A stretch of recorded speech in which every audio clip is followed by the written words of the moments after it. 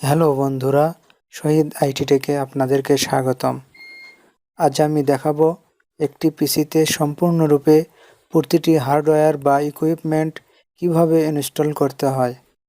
তবে এখনও যারা চ্যানেলটি সাবস্ক্রাইব করেননি তারা সাবস্ক্রাইব করে নিন ও পাশে থাকা বেল আইকনটিতে একটি ক্লিক করে দিন, যাতে পরবর্তী ভিডিওগুলোর নোটিফিকেশন সবার আগে আপনার কাছে পৌঁছে যায়।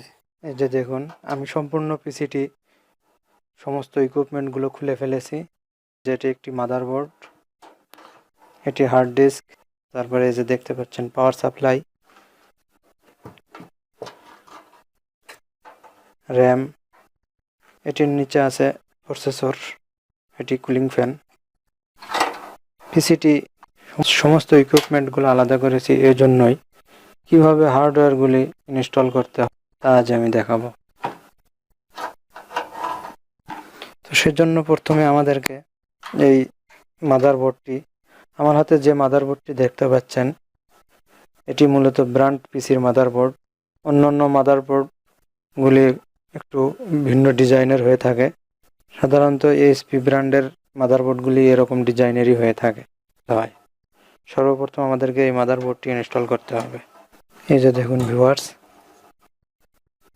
এখানে যে পোর্টগুলি আমরা দেখতে পাচ্ছি, এই পোর্টগুলি মূলত ব্যাক সাইডে থাকবে। এইভাবে খুব সতর্কতার সাথে মাদারবোর্ডটি বসাইতে হবে, যাতে কোনো পিন বাঁকা না হয়ে যায়। যে এই পোর্টের ঘাট অনুযায়ী আমাদেরকে লাগাইতে হবে। এই যে দেখুন ভিউয়ার্স, প্রতিটি পোর্ট তার জায়গা অনুযায়ী বসে গেছে। এখন আমরা স্ক্রুগুলো লাগিয়ে দেব।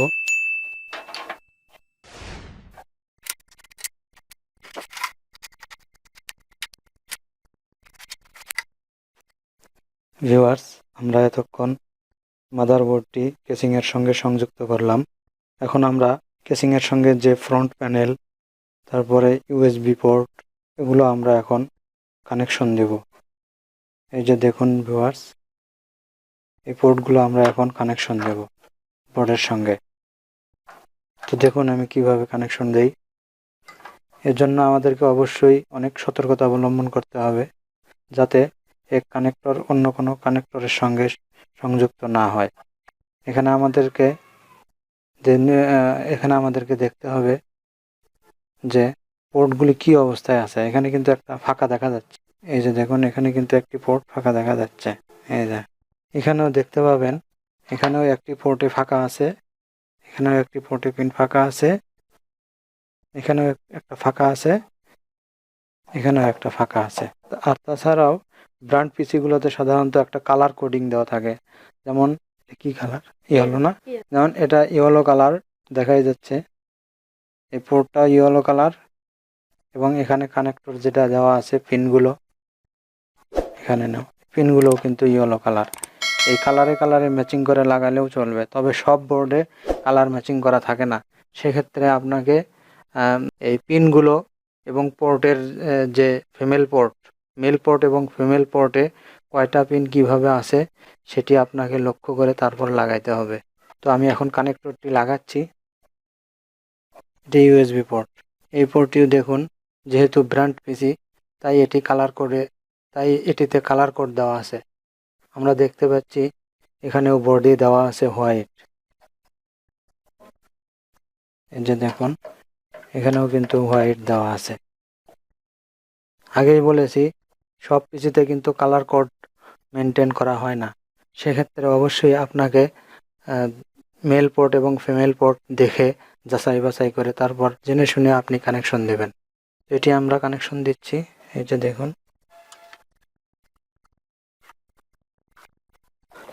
দেখুন, আমার হাতে একটি পোর্ট আছে, এটি মূলত ফ্রন্ট প্যানেল পোর্ট। এই পোর্টটি আমরা মাদারবোর্ডের পিনের সঙ্গে লক্ষ্য রেখে তারপর লাগাবো। এটি ব্ল্যাক কালারের পোর্ট, মাদারবোর্ডেও এখানে ব্ল্যাক কালারের পিন দেখা যাচ্ছে। তো এখন আমরা মাদারবোর্ডের পিনের সঙ্গে সংযুক্ত করব।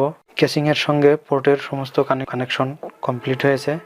আমার হাতে একটি পাওয়ার সাপ্লাই দেখতে পাচ্ছেন। এই যে দেখুন, এটি এখন আমরা ইনস্টল করব।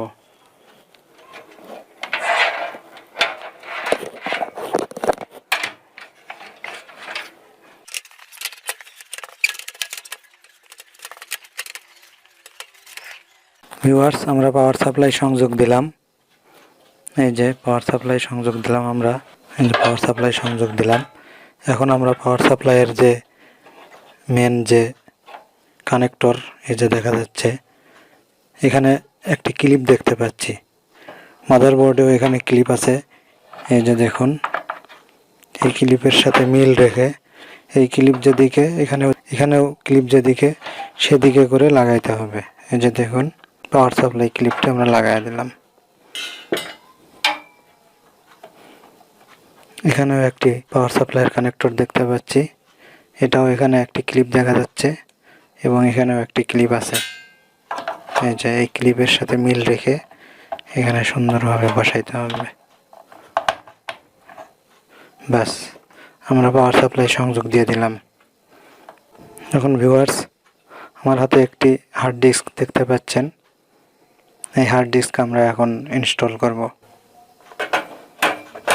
ফ্রেম দেখতে পাচ্ছি একটা, এই ফ্রেমের সাথে আমরা এটা সংযুক্ত করব।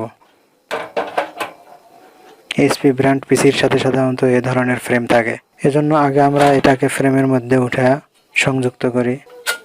ভিউয়ার্স, আমরা ফ্রেমে হার্ড ডিস্কটি সংযোগ করে এবার আমরা স্ক্রু দিয়ে আটকে দিচ্ছি।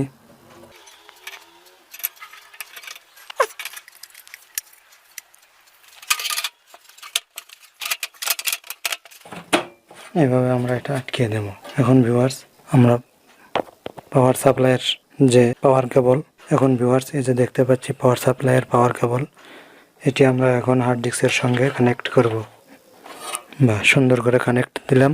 এখন আমরা ছাতা কেবল দিয়ে ডাটার সংযোগ দেব। এই যে ছাতা কেবল, এটির সাহায্যে আমরা হার্ড ডিস্কের সাথে মাদারবোর্ডের আমরা সংযোগ প্রক্রিয়া সম্পন্ন করলাম। এখন দেখুন আমার হাতে একটি র্যাম দেখা যাচ্ছে। এই র্যামটি এখন আমরা মাদারবোর্ডের সাথে সংযুক্ত করব।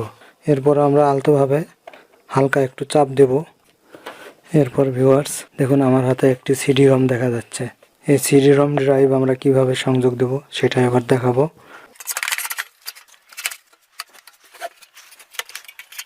এখানে ক্লিপ দিয়ে আটকিয়ে দিলাম। এখন ভিউয়ার্স, আমরা পাওয়ার সাপ্লাই থেকে যে পাওয়ার কর্ডটি এসেছে, ভিডিও কৌশল করে করা হয়নি।